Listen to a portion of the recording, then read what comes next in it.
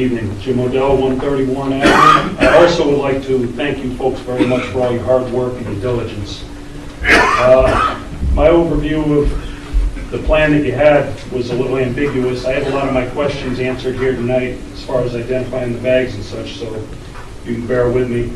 I support the program and its concept. There's just a couple of questions that I'd like to address and see if we can resolve and get answers to before implementing the program in the town.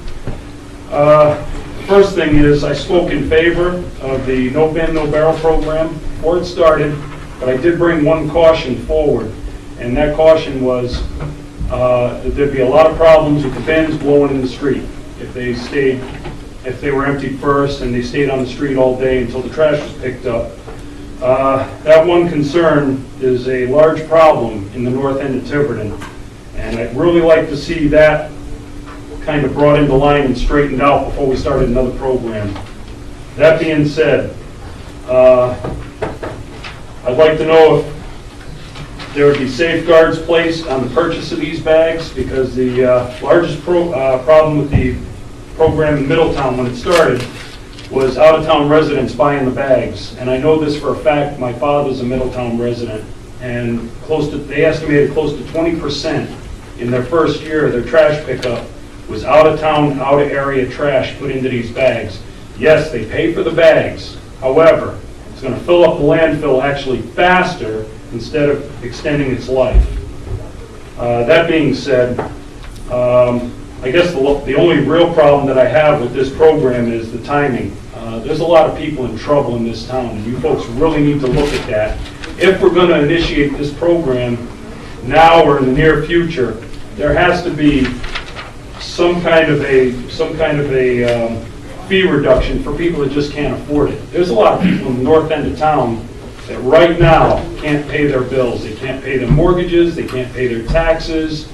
They're late quarter after quarter. They try to catch up. They decide whether they're going to eat or pay their bills. So there really has to be something put in there to allow people that just can't afford another fee right now to be able to take advantage of the program as everybody else. I would even support a slight increase in the bag for everybody else if people that couldn't afford it could catch a break on it. That being said, if and when the pay-as-you-throw program would be initiated, funds associated with it after payments and expenses to be placed directly into a restricted account titled landfill closure only should be a high priority. I hate to see this money rated to be used to pay for something else, i.e. labor or anything else in town.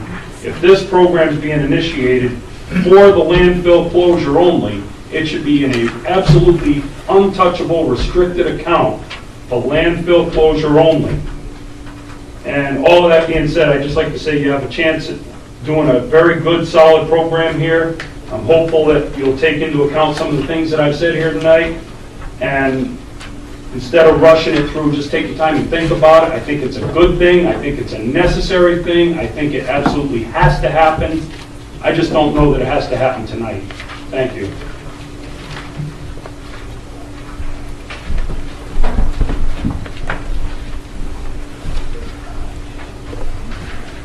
I have a few copies here.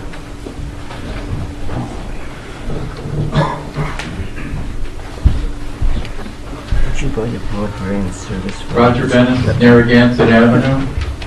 I have a few comments. I guess my first comment is to one of the previous speakers who said that you have an expensive ordeal paying for the $2 bags to dispose of his leaves. My comment is mulch them. If you want to know how, you can contact me through the town hall.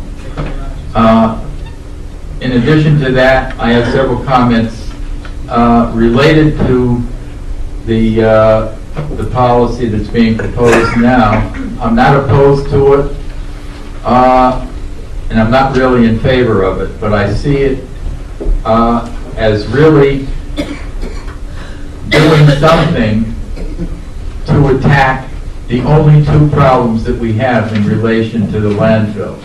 One is that the landfill account is filling up too slowly, and the landfill itself is filling up too quickly. And gee whiz, this proposal actually attacks both of those in a more or less direct manner.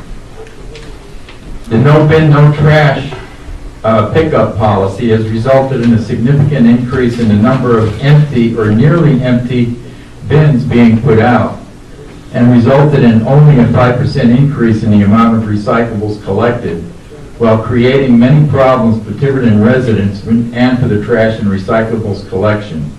The gain reported in the newspaper was a 7-ton increase over the 140 tons of the previous month, and that's only a 5% increase. The residents like myself, who have been recycling for the last 20 years, have encountered several problems with the no bin, no trash pickup policy. Residents no longer have the ability to decide not to recycle on a specific collection day due to personal reasons, such as not having the time to separate the newspapers to be recycled from those to be saved for important news articles. Residents no longer have the ability to decide not to recycle on other problems, such as the wind and the rain last night that made putting out the recyclables in the green bin a problem that could result in newspapers being blown all over the neighborhood as litter, or newspapers being soaked after the cover blows off, or bins being blown about the neighborhood never to be seen again. The recyclables in the blue bin also have a problem in the windy weather, particularly in areas open to the wind in the bay. Residents also no longer have the option to recycle on alternate weekends because the recycling bins have only a few items, making recycling on some days not worth the effort of the resident or the recycling collector.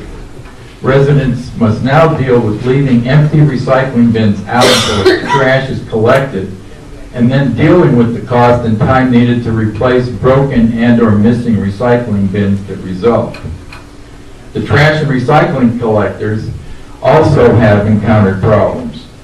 The trash and recycling collectors now have the problem of associating each trash can or bag with an appropriate blue bin or green bin. They must also have the added effort of emptying a significant number, much more than the 5%, of recycling bins with only a few items in it. The trash and recycling collectors now have the added task of placing empty bins next to the associated trash cans so that the trash collectors see them properly and pick up the trash rather than throwing them away from the road to prevent damaged containers. The trash and recycling collectors also must now deal with irate residents who chase them and accuse them of not picking up their trash, leaving their trash behind. The entire town must also deal with an increased litter problem that is caused by the no bin, no trash pickup. All of the problems of the no bin, no trash pickup policy have resulted in only a 5% increase in the amount of recyclables collected. Commensurate with the adoption of the pay for trash pickup policy, I would like to request a reevaluation of the no bin, no trash pickup policy.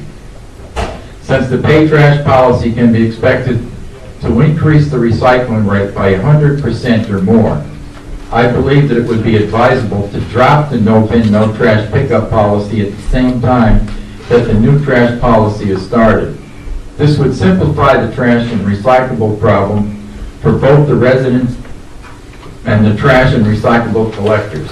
I would anticipate that dropping the no bin, no trash pickup policy would result in the loss of only half of the meager 5% that has resulted from it, therefore granting relief of the numerous problems at a cost of only 2.5% of the recyclable gain. I think that's a real bargain, and I'd like to request that it be considered. Thank you. Mr. President, can you just address a couple of those points?